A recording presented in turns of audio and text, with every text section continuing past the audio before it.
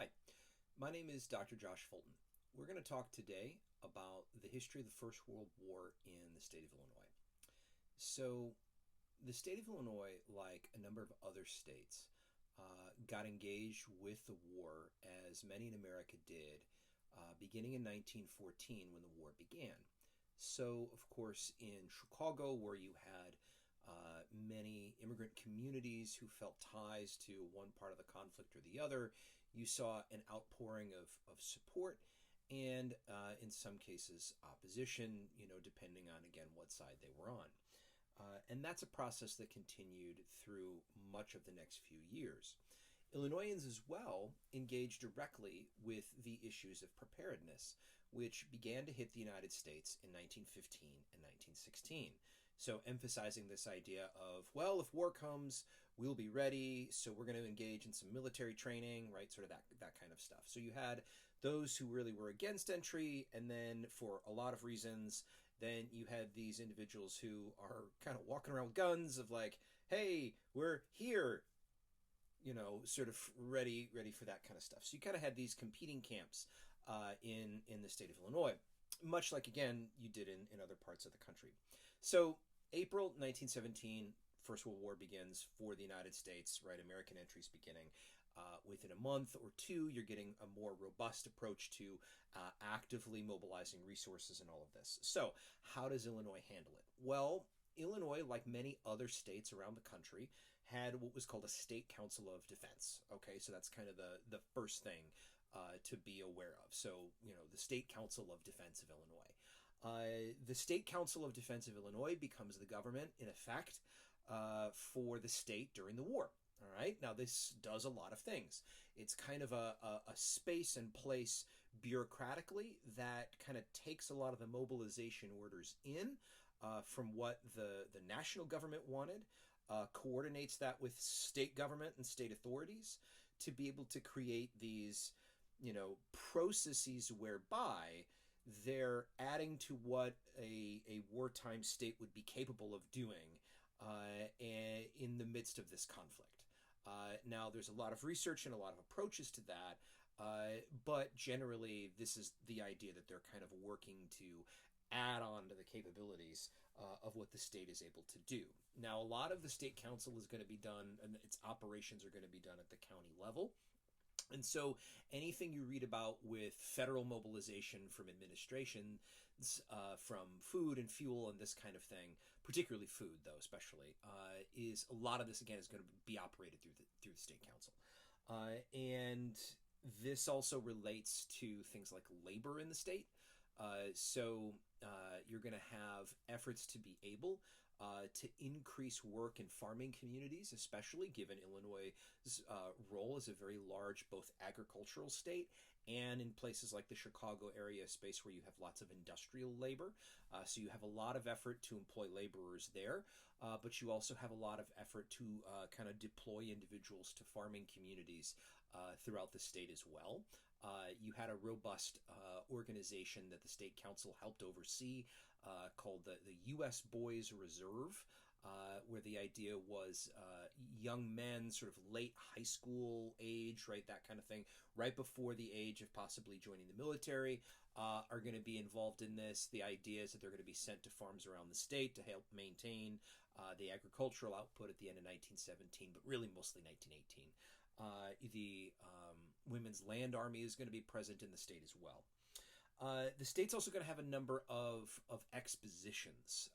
So these existed nationwide in 1917, 1918, but much of this process of convincing the public that this was a war that was important for Americans to fight and that they could turn sort of normal things they would have done in a daily life towards the war, expos are going to be a place for that. And so what you're going to see, particularly, is Chicago become kind of a central space whereby a lot of expositions are going to happen. So two big ones would be good examples. So in early 1918, there was what was called the Great Patriotic Food Show. The idea was to kind of show off the process whereby Americans could transform their food consumption behaviors to be able to support the war effort. And then in September of 1918, there was a war exposition where over a dozen rail cars of items captured from battlefields were brought. State council folks are there. They're running it, and this is done under kind of the federal aegis. But again, the state council is kind of overseeing this process. And what will end up happening there is you're going to have a higher average daily attendance for that expo, where people are coming out to go see it, than you did at the Columbian Exposition in 1893. Now, these kinds of expos as well are only going to be one part, an additional part of what you're going to see here. So an additional item that you're going to see is a process whereby individuals who maybe would be a little older than what would be acceptable for service in the military with the draft, but the idea would be that they could still serve in some capacity, or if they have maybe a critical occupation or something, where they could still also take up arms. But locally, you're going to see a training corps. Now, some of this it's kind of going to grow out of the preparedness movement.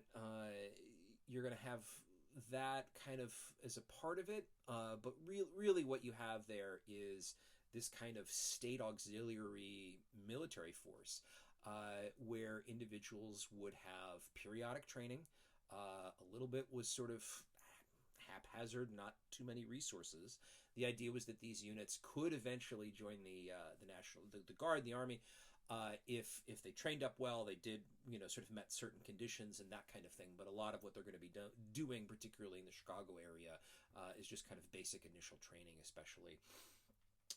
One of the other parts of Illinois' war is that the state of Illinois is going to be where, and Chicago is going to be where the American Protective League, which was this national organization by the end of the conflict, was going to be founded. So you have, of course, a fairly large labor community and immigrant community in Chicago, and what you had on the part of some business leaders during the war was this real concern that support for certain unions and for labor radicalism was going to be perceived as being, or was perceived as being, anti-American and anti-war. And so the American Protective League volunteered itself and volunteered resources. And again, these are individuals who had no criminal justice training or credentialing or that kind of thing. It was very much sort of upper middle class, largely white individuals who had employment within certain fields, where it was sort of, okay, do you not like these groups or this group, and do you have resources you can bring to bear? And the federal government was more than happy to bring them on, to validate them and bring them on. And so the APL kind of coordinated an effort to add on to the forms of restrictions and checks that existed in the Chicago area, certainly, but in other parts of the state as well.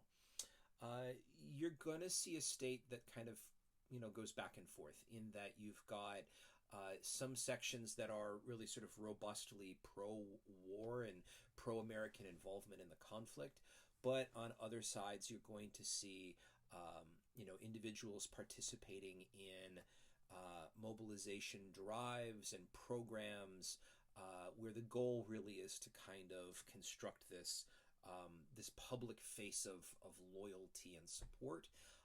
So early in 1918, many across Illinois participated in something called Loyalty Day, where you professed your loyalty.